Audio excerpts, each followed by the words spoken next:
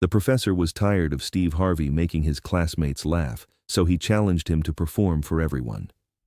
What happened next made Steve the most popular student on campus and proved that sometimes the moments that change our lives forever come disguised as public embarrassment from authority figures who have no idea they're about to witness greatness.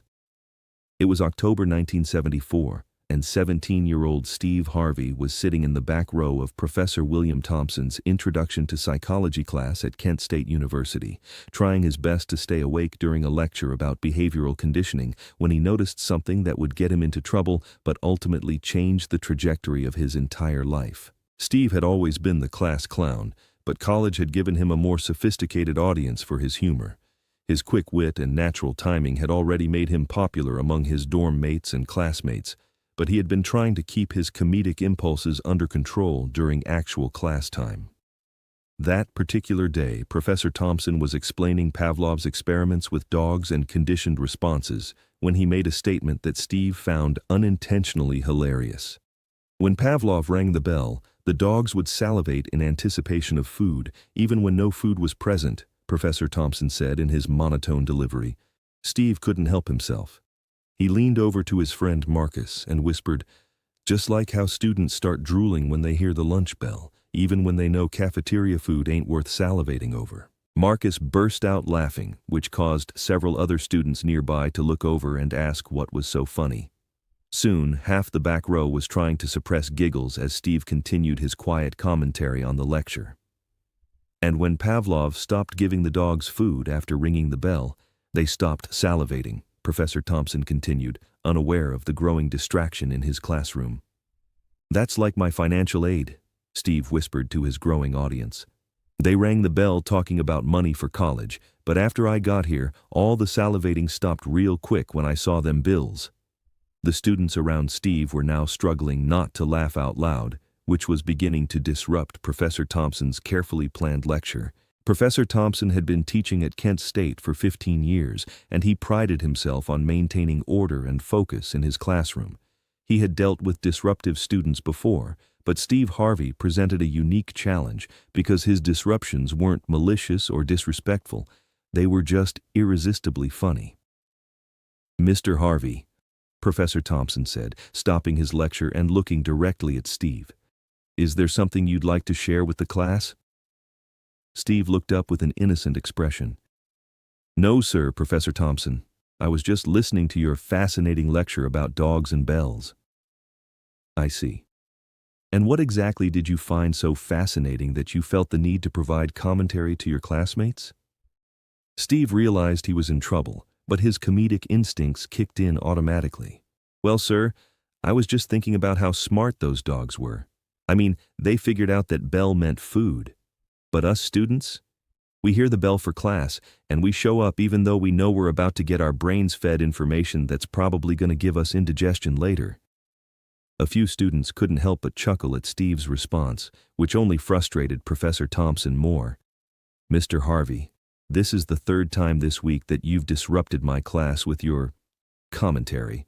Since you seem to think you're so entertaining, why don't you come up here and share your insights about psychology with everyone?" Professor Thompson had intended this as a punishment, a way to embarrass Steve into better behavior by putting him on the spot in front of the entire class. What he didn't anticipate was that Steve Harvey thrived when he was the center of attention. Steve stood up slowly, looking around at his classmates with a mixture of nervousness and excitement. "You want me to come up there, Professor Thompson?" "Yes, Mr. Harvey.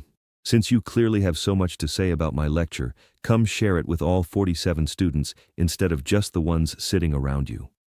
Steve walked to the front of the classroom with a confidence that surprised even himself. Standing behind the lectern, looking out at his classmates who were now completely focused on him instead of the psychology textbook, Steve felt something click into place. "All right, y'all," Steve began, his natural charisma immediately filling the room. "Professor Thompson wants me to talk about psychology, so let's talk about the psychology of being a broke college student." The class was immediately engaged in ways they never had been during Professor Thompson's regular lectures. "See, Professor Thompson been talking about these dogs that learn to salivate when they heard a bell. But let me tell you about the psychology of a college student. We got conditioned too, but our responses are way more complicated than some dog drooling. Steve began walking around the front of the classroom, his movements natural and his timing perfect. Like, when we hear the cafeteria bell, we don't just salivate. We have a whole emotional journey. First, there's hope. Maybe today they got something good. Then there's denial. That smell coming from the kitchen probably ain't as bad as I think.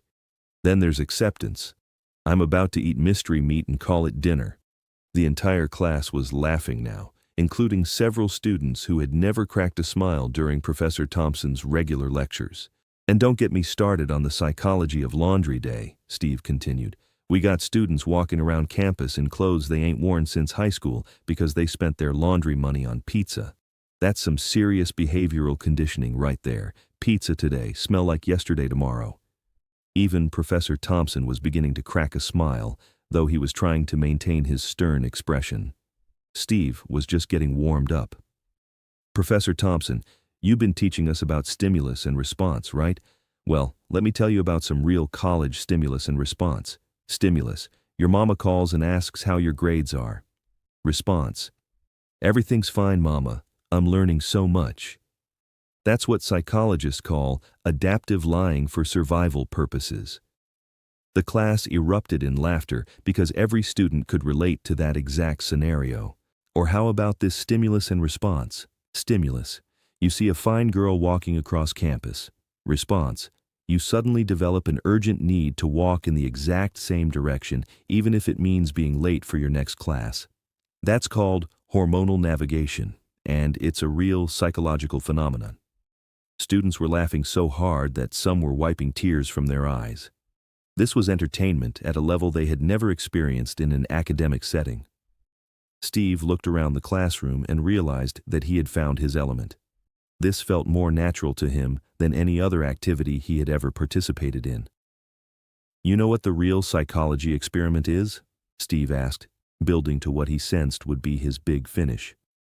The real experiment is how they convince us to pay thousands of dollars to sit in uncomfortable chairs and listen to someone talk about dogs drooling while we're sitting here drooling over the idea of having enough money to buy decent food. But here's the thing, Steve continued, his voice becoming more thoughtful. We're all here because we believe in something better.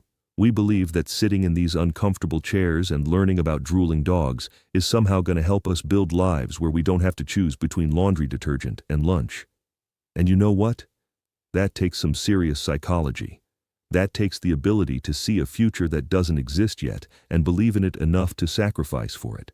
So maybe we're all part of Professor Thompson's big experiment, and maybe we're all going to come out the other end as proof that hope and hard work can condition us for success. Steve concluded with a bow, and the entire class erupted in applause that lasted for over a minute. Professor Thompson was stunned. In his 15 years of teaching, he had never seen students so engaged, so entertained, and yet so thoughtful about the subject matter. Steve had taken the concepts from the lecture and made them relevant to the students' lives in ways that Professor Thompson had never considered. Mr. Harvey, Professor Thompson said, when the applause finally died down. That was unexpected. I'm sorry if I got carried away, Professor Thompson. I didn't mean to take over your class. Actually, Mr. Harvey, I think you may have just taught this class more about practical psychology than I've managed to teach them all semester. Professor Thompson made a decision that would change Steve's life and his own teaching approach forever. Mr. Harvey, would you be interested in doing this again? Perhaps we could arrange for you to provide alternative perspectives on our course material on a regular basis. Steve couldn't believe what he was hearing. You want me to do comedy in your psychology class? I want you to help me teach psychology in a way that students will actually remember and care about. Word about Steve's impromptu performance spread across campus within hours. Students who had been in the class told their friends, who told their friends, and by evening, Steve Harvey was being talked about in every dorm on campus. Within a week, Professor Thompson's psychology class had a waiting list of students trying to get in just to see Steve's weekly performances. The class went from being one of the least popular courses to being one of the most sought-after educational experiences on campus. Steve's popularity exploded. He was invited to perform at campus events, student organization meetings, and informal gatherings. He became known as the guy who could make any situation funnier and any boring topic interesting. More importantly, Steve discovered his true calling. The confidence he felt when performing, the joy he got from making people laugh, and the natural ability he had to connect with audiences made him realize that comedy wasn't just something he was good at. It was what he was meant to do. That day in Professor Thompson's class changed everything for me, Steve would later reflect. I went from being a college student who was funny on the side to being someone who understood that comedy was my purpose. Professor Thompson also learned something important that day. He began incorporating more interactive, relatable elements into all his classes, and his teaching evaluations improved dramatically. He often credited Steve with teaching him how to connect with students in ways that textbooks couldn't. Steve's weekly appearances in the psychology class continued for the rest of the semester, and each performance drew larger and larger audiences. Students would sit in the hallways outside the classroom just to listen to Steve's commentary on whatever psychological concept Professor Thompson was covering that day. By the end of his freshman year, Steve Harvey was the most recognizable student on Kent State's campus. He had performed at the university's talent show, hosted several student events, and was already being asked to perform at other colleges in the area. Professor Thompson didn't know it when he called me to the front of that class, Steve often says. But he was actually launching my career. He thought he was embarrassing me, but he was actually giving me the first real stage I'd ever had. Today, Steve keeps a photo from his college yearbook in his office, a picture of him performing on stage at Kent State's annual talent show, with a caption that reads, "Most likely to make people laugh."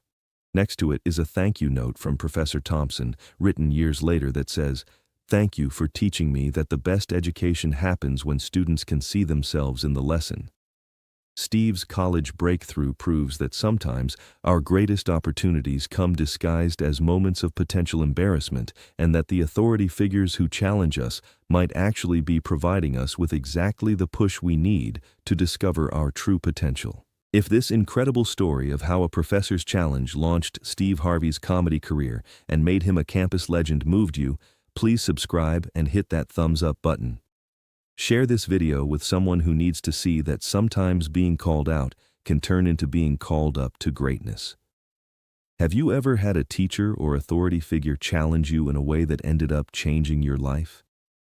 Let us know in the comments, and don't forget to ring that notification bell for more amazing stories about the unexpected moments that launch us toward our destiny and the people who see our potential even when they're trying to discipline us.